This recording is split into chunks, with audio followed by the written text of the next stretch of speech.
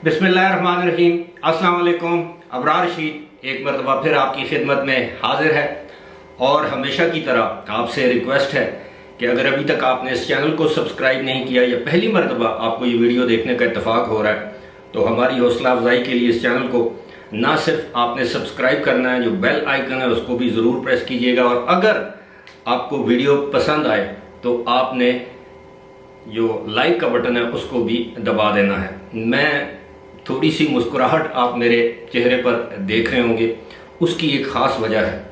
मुझे एक बड़ी इंटरेस्टिंग ईमेल मौसूल हुई, मैं आज ही देख रहा था, और उस ईमेल में मुझसे मेरे किसी व्यूअर ने, प्यारे भाई ने पूछा है कि मेरी मादरी ज़बान कौन सी है और मैं कुछ कलमात या अल्फाज अपनी मादरी ज़बान में बयान करूं, यानी मदर टंग मेरी कौन सी है।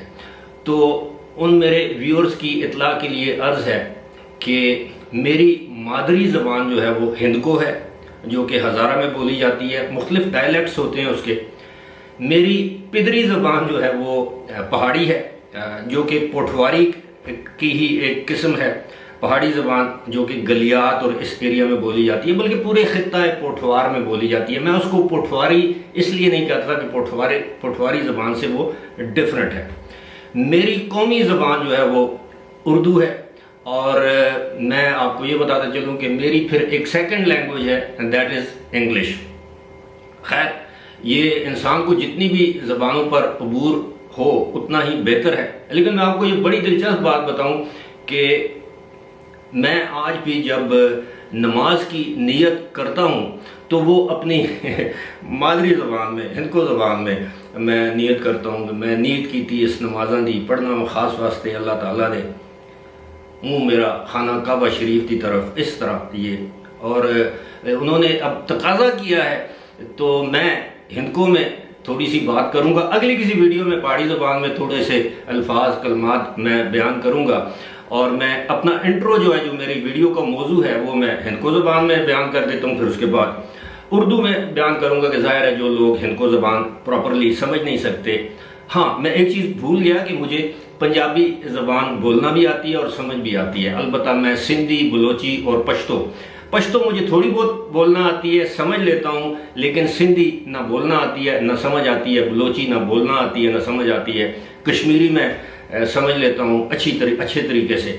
लेकिन अब हिंदको में मैं बयान करता हूँ अपना जो मौजू है। मेरा मौजू है जनाब के साढ़े इमरान खान PTI के जोड़े चेयरमैन ने, उन्होंने एक मरतबा फिर जोड़ा है कि बराह रास्त या संजीदा तरीके नाल अदालत को माफ़ी जी मंगने तो इनकार कर छोड़ा, और उन्होंने बराह रास्त माफ़ी नहीं मंगी, बल्कि अदालत ने गल आखी ने कि जनाब तुसी माफ़ कर छोड़ो, मैं माफ़ी ना मंगता, तुसी माफ़ कर छोड़ो। ये इनको ज़बान है जनाब। अब उर्दू में इसका तर्जुमा ये है कि चेयरमैन PTI इमरान खान ने तौहीन अदालत केस में अपना जो दूसरा जवाब जमा करवाया है, उसमें एक मरतबा फिर उन्होंने माफ़ी का लफ्ज़ या गैर मशरूत माफ़ी मांगने से गुरेज किया है। अलबत्ता अदालत से इस्तदा की है कि अदालत इस्लामी असूलों के ऐन मुताबिक दरगुजर से काम ले, और उनको अगर उनके अल्फाज से अदालत को कोई तकलीफ़ पहुंची है तो उनको माफ़ कर दिया जाए। ये इस्लामी असूल उन्होंने बयान किए हैं। ज़ाहिर है रियासत मदीना के दावेदार हैं, और रियासत मदीना में तो आप काजी वक्त के ऊपर उंगली उठा सकते थे, लेकिन आईन पाकिस्तान में ऐसा नहीं है। और इसमें उन्होंने कहा है कि जी अगर वो जो जज साहिबा हैं, मेरा मकसद नहीं था, मुझे मालूम नहीं था कि वो जो केस है वो ज़ेर इल्तवा है, ये सब जुडिस है, अदालत के पास है, ये मुझे मालूम नहीं था, इसलिए मैंने इस तरह के कलमात बयान कर दिए। और दूसरा, वो जज साहिबा की मैं बड़ी इज़्ज़त करता हूँ, वो जो ज़ेबा चौधरी जो जज साहिबा थी, और उनके ख़िलाफ़ हर्जा सराई मेरा हरगिज़ कोई मकसद नहीं था। और ये गैर दानिस्ता तौर पर अनइंटेंशनली मेरे मुंह से जो अल्फाज निकल गए, जिस पर मुझे यानी आई एक्सप्रेस माई रिग्रेट्स, यानी इस पर मुझे अफसोस है। अब मैं आपको छोटी सी एक बात बताना चाहूँगा। ये कानून के ऐन मुताबिक वो ये है कि इग्नोरेंस इज़ नो एक्सक्यूज़। अगर आपको मालूम नहीं है कि अगर आपको कानून का पता नहीं है और आप कानून की खिलाफ वर्जी कर देते हैं तो उस पर आपको अदालत या कानून जो है वो उस पर माफ़ नहीं करता। यानी अगर कानून से आप आशना नहीं हैं और आप कोई रेड लाइन अबूर कर देते हैं, रेड सिग्नल अबूर कर देते हैं, या जेब्रा क्रॉसिंग पर गाड़ी खड़ी कर देते हैं, या कोई और ऐसा अमल कर देते हैं, काम कर देते हैं जिसके बारे में आप बाद में कहेंगे जी मुझे नहीं मालूम था कि ये पाकिस्तानी कवानीन के खिलाफ है, लेकिन पूरी दुनिया में इसको तो जी तस्वर नहीं किया जा सकता, बल्कि आपको कानून के मुताबिक सजा दी जा सकती है और दी जानी चाहिए। जैसा कि इन्होंने कहा कि नहीं मालूम था कि जी वो केस पेंडिंग है उनके पास, सब जुडिस है, तो ये जनाब, और फिर इन्होंने ये भी कहा कि जनाब वो मुझे नहीं मालूम था कि ये जुडिशल मजिस्ट्रेट हैं, यानी ये जज हैं। मैं समझा कोई एग्जेक्टिव मजिस्ट्रेट है, मुल्क का वज़ीर आज़म, साबिक वज़ीर आज़म ये बात कहे तो इसको कौन मानने के लिए तैयार होगा। अब बात यह है कि अदालत में अगर आप गैर मशरूत तौर पर माफ़ी मांगते हुए खुद को अदालत के रहम करम पर छोड़ दें, सरेंडर कर दें अदालत के सामने, तो अदालत आपके लिए नरम रवैया रख सकती है। लेकिन इस तरह के ifs and buts and regrets, not direct apology, अदालत इसको कभी तस्लीम नहीं कर सकती। अगर इस्लामाबाद हाई कोर्ट इसको तस्लीम करेगी तो ये अदालती तारीख में एक नई नज़ीर या मिसाल कायम होगी जिसकी माजी में मिसाल या नज़ीर नहीं मिलती। हमने तो ये भी देखा है कि मशरूत या गैर मशरूत माफ़ी मांगने वालों को भी सजाएं दी गई हैं, उनको नाअहल करार दिया गया है, उनको कैद की सजाएं दी गई हैं। मैं सिर्फ अरकान असम्बली हुकूमतुल्ली पर सजाएं दी गई हैं, सिर्फ मैं साबिक वज़ीर आज़म या वक्त के वज़ीर आज़म या मैं अरकान कौमी या सूबाई असम्बली की बात नहीं कर रहा, मैं और भी बहुत से लोग हैं।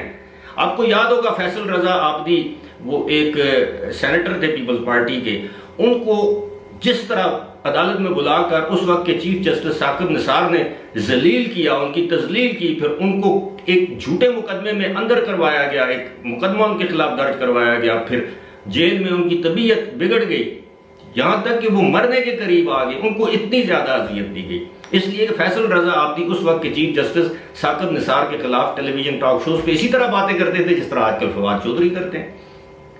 फवाद चौधरी ने कौन सी ऐसी अदालत है, कौन सा ऐसा जज है, जज साहिबान है तो कुल्ली मुश्तरका तौर पर जजों को ललकारा है, अदालतों को ललकारा है कि बंद कमरों में किए जाने वाले फैसले हमें कबूल नहीं।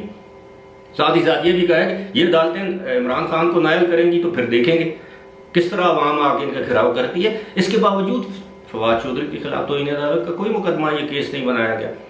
लेकिन इमरान खान की अब ये उन्होंने गैर मशरूत माफ़ी नहीं मांगी, उनको अदालत ने वो पर्चा दोबारा हल करने के लिए दिया। पहले पर्चे में वो फेल थे, उन्होंने कहा कि जी आप दोबारा हल करके लाएं, यानी दोबारा जवाब दाखिल कराएं जो कि अदालत को मुतमईन कर सके। लेकिन क्या ये जवाब जो मैंने आपके सामने पढ़ कर बयान किया, उसका जिस्ट, उसका खुलासा आपके सामने बयान किया, क्या ये ऐसी बात आप समझ सकते हैं, ऐसी हो सकती है कि आप अदालत से माफ़ी भी ना मांगे और अदालत आपको आप अदालत से कहें कि जी आपको दरगुजर कर दिया जाए, इस बात को माफ़ कर दिया जाए इस्लामी असूलों के मुताबिक। इसमें कोई शक नहीं, इस्लाम माफ़ी का बहुत बड़ा इसको आप कह लें कि दाई है कि आप वो इस्लाम में ये है कि माफ़ करने वाला अजीम होता है, लेकिन कोई माफ़ी मांगे तो फिर माफ़ करने वाला। आप भी अल्लाह से माफ़ी मांगेंगे तो अल्लाह माफ़ करेगा, माफ़ी भी ना मांगे और अल्लाह से ये तो करें कि अल्लाह ताला आपके सारे गुनाह बख्श देगा, ऐसा तो नहीं होता।